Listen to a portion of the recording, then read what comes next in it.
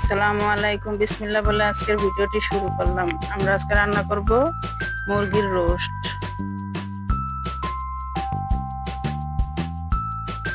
প্রথমে আমি লবণ আর যত রং দিয়ে গোশটি ভেজে নিব।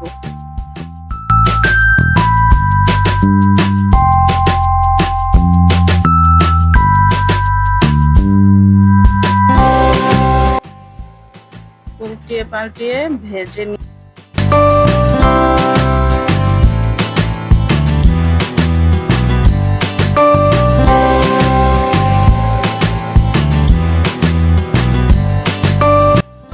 আমার গোশগুলো ভাজা হয়ে গেছে, আমি এখন উঠিয়ে নিব।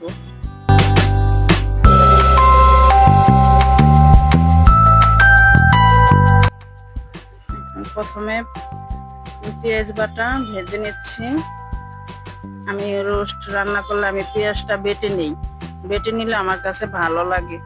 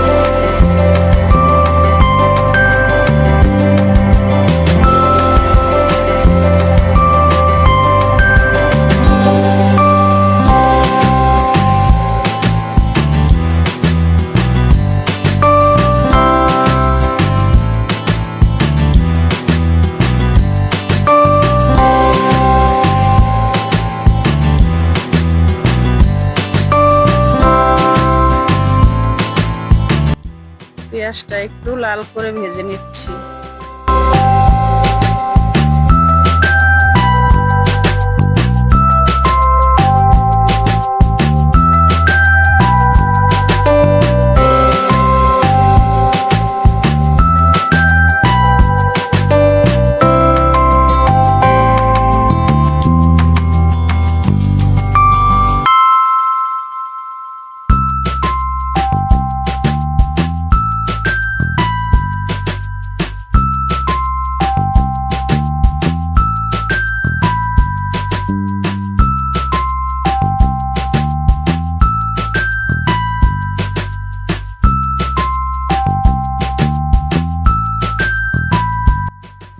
পেঁয়াজগুলো আমার লাল হয়ে গেছে, এখন আমি বাদাম বাটা, আদা রসুন বাটা,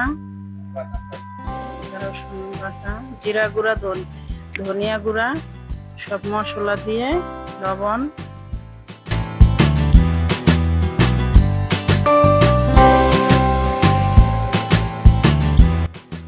রোস্টের মশলা দিয়ে পানি দিয়ে এখন আমি কষি।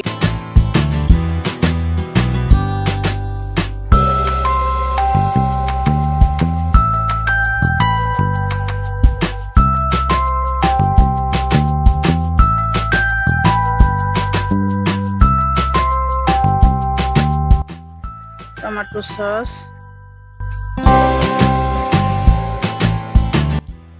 আমি দুধ দিয়ে লেবুর রস দিয়ে টক দই বানিয়ে টক দইটা দিয়ে দিব। টক দইটা দিয়ে কিছুক্ষণ নাড়াচাড়া করব।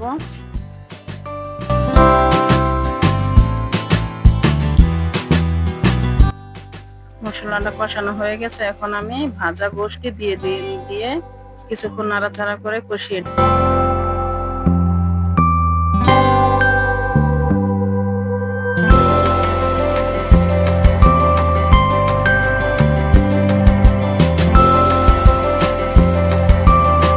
কষানো হয়ে গেছে, এখন আমি পরিমাণ মতন পানি দিয়ে দিব।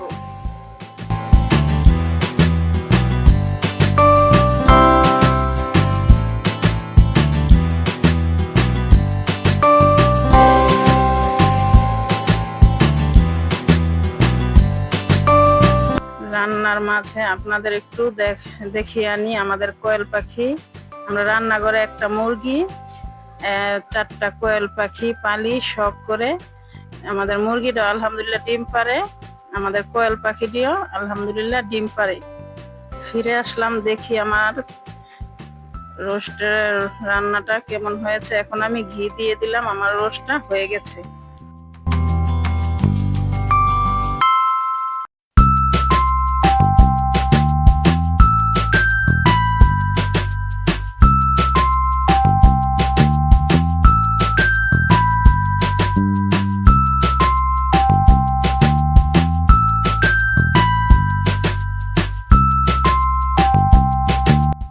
মুরগির গোশ আমার অত ভালো লাগে না, এভাবে আমি একটু রোস্ট রান্না করলে আমি ভাত দিয়েও খেতে পারি।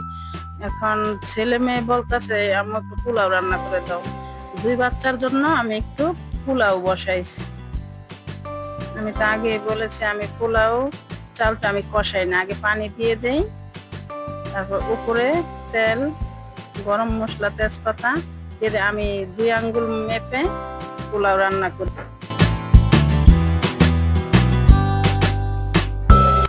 মাপ মতন দিয়ে আমি ঢেকে দিব।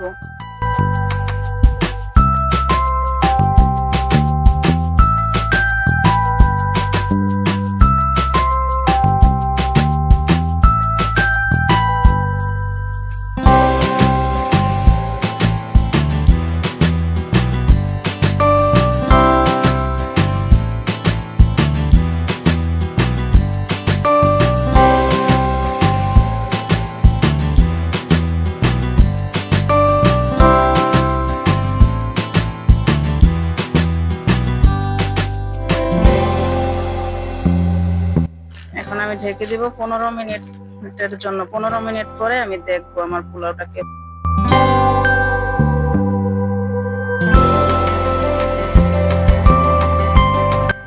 15 মিনিট পরে ফিরে আসলাম। এখন আমি কিশমিশ আর ঘি দিয়ে দিব। আমার পোলাওটা প্রায় হয়ে গেছে। ভিডিওটি ভালো লাগলে লাইক করে পাশে থাকবেন।